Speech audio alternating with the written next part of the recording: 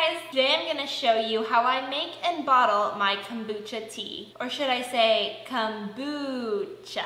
So it's Halloween and I thought what better time to show you my witch's brew that I call my personal kombucha recipe. If you don't know what kombucha is, basically it's just a fermented tea beverage. It has lots of great benefits like probiotic. It's a living food, so kind of like yogurt, it has organisms and it's really great for your gut and digestion. Want to learn more about it? I'll put some links below to tell you exactly what kombucha is. You can actually buy it bottled in stores now. This is one brand that is super popular, the Synergy Raw Kombucha.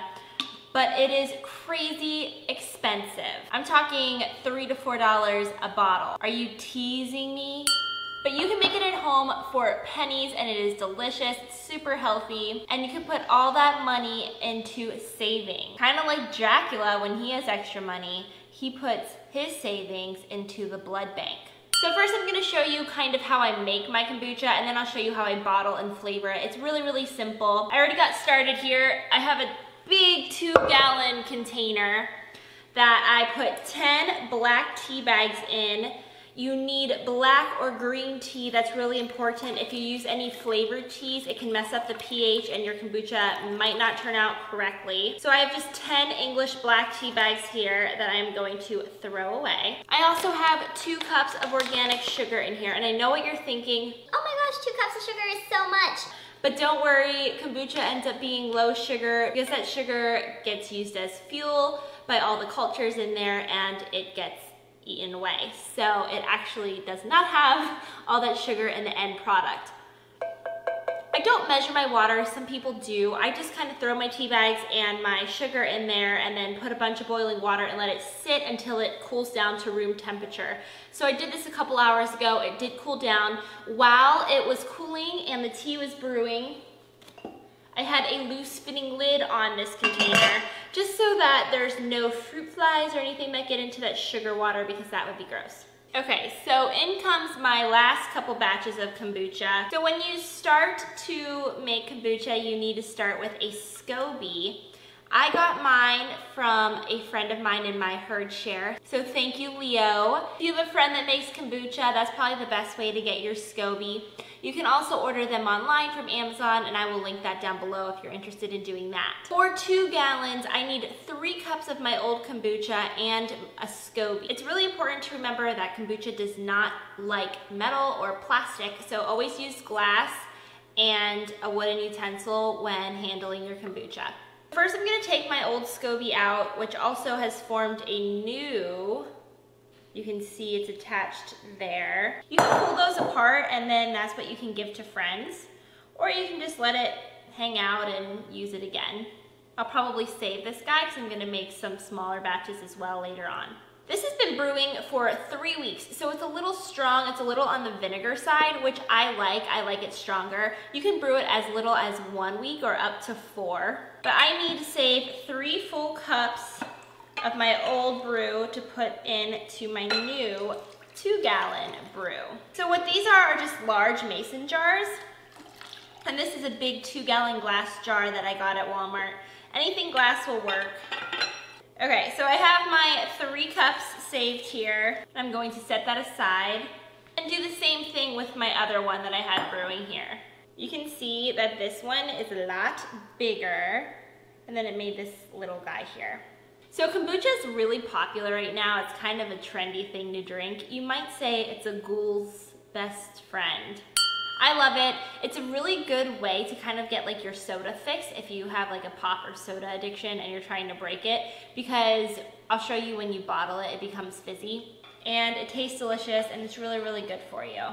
I think that people should be getting fermented foods every single day, and this is a great way to do that. You might notice that your kombucha smells a little bit like beer, and that's because there is some alcohol that is a byproduct of the fermentation process, but don't worry, it's very, very small amount, like less than 1%. Okay, so we are going to add our 3 cups of our past brew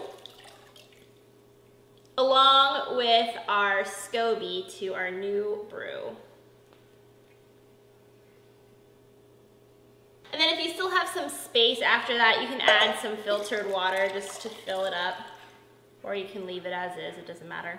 Now, this is just how I make mine. I'm sure there's 1.5 million different ways to make it, and I'm sure everyone makes theirs differently. But that's the gist of it. And then you just leave this alone and do not touch it for 2, 3, 4 weeks, as long as you want to let it go. Because this is a very big batch, I'll probably let this one go 3 to 4 weeks. And then it's also important that you fit that with a loose fitting lid. So this lid is great because it just, as you can see, it lets it breathe. It doesn't like totally suffocate it, but it does cover it so that nothing can get in there. And then you're gonna wanna put this in a warm place in your house and just let it sit and leave it alone. Do not touch it, do not disturb it. And in a few weeks, you'll have kombucha that's ready to bottle. So you have lots of different options when bottling your kombucha.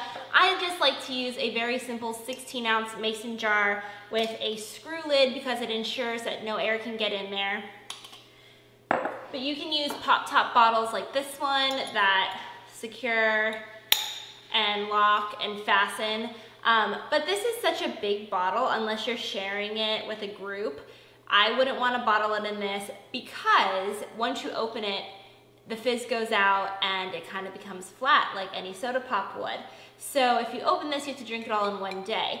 I can drink 16 ounces easily. Drinking a whole liter is a little much. How does kombucha get fizzy? Obviously this stuff is not fizzy, it's just the kombucha that's been fermenting and it's plain and it is unflavored as well. It's just made with my plain black tea.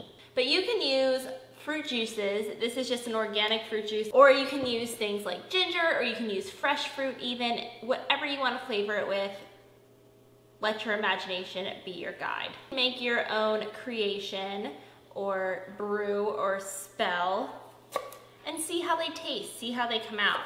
What is a witch's favorite subject in school? Spelling. So if I do a ginger flavored tea, I just take a cut off of a fresh ginger root, trim around the edges, pop it in there, and then fill up my mason jar with the kombucha. You'll see the yeast and everything at the bottom. Some people like to filter that out. It doesn't bother me, I leave it in there. Okay, so we fill that guy up, pop a lid on it, and then you want to let it sit at room temperature for about 4 days. You can let it go longer, and if you let it go any less than that, it probably won't be as fizzy as you would come to expect kombucha to be. So I just fill it up, put the top on nice and tight, and let it sit for 4 to 5, maybe 6 days even. And then if you're flavoring it with juice, I just fill about 1/8 of the container with juice and the rest with kombucha. So I'm sure that you're also concerned about the sugar content in this. The longer you let it sit, once again, the less sugar will be in your kombucha at the end. First do a little bit of juice there at the bottom and then fill the rest up with my kombucha.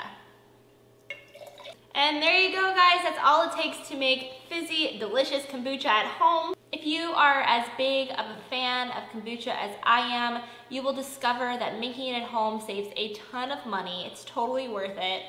It may gross you out or scare you a little bit at first, but I promise you it is the same exact thing you get at the store, and it's probably even a better quality because you made it at home yourself. So if you have any suggestions for me about how I go about making my kombucha, or if you have any comments or questions, please make sure you leave them in the comments below. I'm kind of new to this. I've been doing it for a few months, so I wouldn't call myself an expert, but I have been really pleased with what my results have yielded so far, so I wanted to share it with you guys. I really hope you enjoyed this video, and if you did, make sure you give it a thumbs up. If you decide to make your own kombucha, shoot me a picture of your brewing process at Cooking is Fun on either Instagram, Facebook, or Twitter. And I wish you all a very happy and safe Halloween. And I'll see you guys next time. Thanks so much for watching. Bye. Do not know what a snickerdoodle is. It is not a designer breed of dog. It is actually a very delicious cookie. And we are going to make, what do you call a ghost with a broken leg? A hoblin goblin. And then whatever you have left over, you can give to the kids. It's a little treat. It's probably not the best thing to be drinking. It might promote blah, blah, blah. I'm not a big fan of fruit juices. I would guess that vampires are not either because they promote tooth decay, and we know vampires probably aren't a fan of that. And that's because there is some alcohol that is a byproduct of the fermentation process.